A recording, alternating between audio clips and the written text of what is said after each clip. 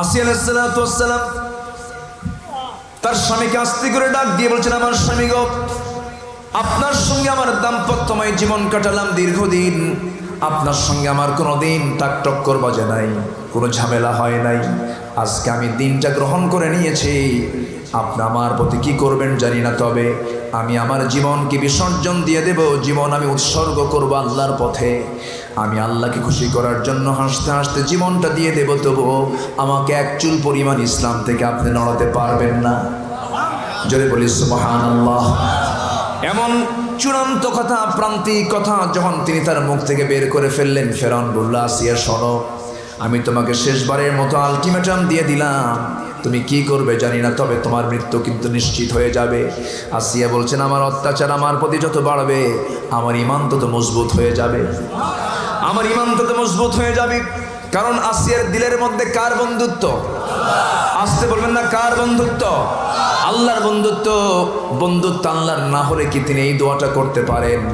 যখন তাকে মারার প্রস্তুতি নিয়ে নিল সবাই যখন সমস্ত ফেরাউন যখন তার সমস্ত মন্ত্রী পরিষদ নিয়ে বসেছে, হামান সহ সবার সিদ্ধান্ত একটাই, কোনো ক্রমেই আসিয়াকে বাঁচানো যাবে না, আপনার সামনে সে বাধার প্রাচীর হয়ে দাঁড়িয়ে যাবে, ওকে শুরুতেই দুনিয়া থেকে বিদায় করে দিতে হবে। চূড়ান্ত মাস্টার প্ল্যান যখন হয়ে গেল, জাল্লাদ যখন রেডি করা হলো, এসেই তার ডান হাতটা কেটে ফেলা হলো, অঙ্গহানি করা হলো, রক্তাক্ত করা হলো। আসিয়া আলাইহিস সালাতু ওয়াস সালামকে বলো, আসিয়া হাত ছাড়াও মানুষ বাঁচে, তুমি কি করবে বলো? আসিয়া বলছেন, একটাই কথা, তোমরা আমাকে টুকরো টুকরো করে দিবা, আল্লাহর দিন থেকে তোমরা আমাকে সরাতে পারবে না। আসিয়া আলাইহিস সালাতু ওয়াস সালামকে শেষ পর্যন্ত জাল্লাদ সামনে দাঁড়িয়ে গেল, করাত নিল। করাত কি? করাত নিল। অধিকাংশ তাফসীর এসেছে, করাতটা নিয়ে যখন তার মাথার কাছে না হলো, মাথা থেকে যখন শুরু করবে, করাত দিয়ে যখন তার মাথাটা চিরে ফেলা হবে, তিনি দেখছেন যে কোনো মুহূর্তে আমি দুনিয়া থেকে বিদায় নিয়ে নিচ্ছি, রক্তাক্ত দেহ নিয়া। একটু হাতটা উঁচু করে আকাশের দিকে, চোখটা উঁচু করে, চোখটা আকাশের দিকে নিয়া, চোখ অশ্রু ভেজা চক্ষু নিয়া আল্লাহর কাছে যে দোয়াটা করেছেন, সেই দোয়া আল্লাহর দরবারে এত সুন্দর মঞ্জুর হয়ে গেছে, এটা ওই মানুষের পক্ষে কখনো বলা সম্ভব নয়, যতক্ষণ না সে তার আল্লাহকে এক নম্বর বন্ধু না বানাতে পারবে।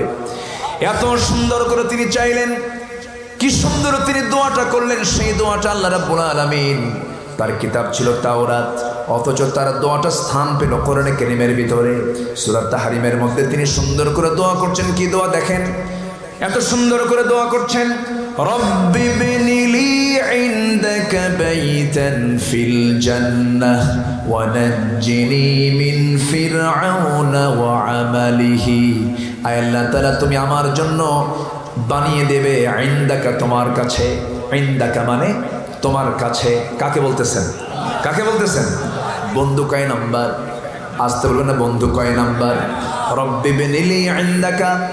إن الحمد لله الأكرم الذي خلق الإنسان وكرم وعلمه من البيان ما لم يعلم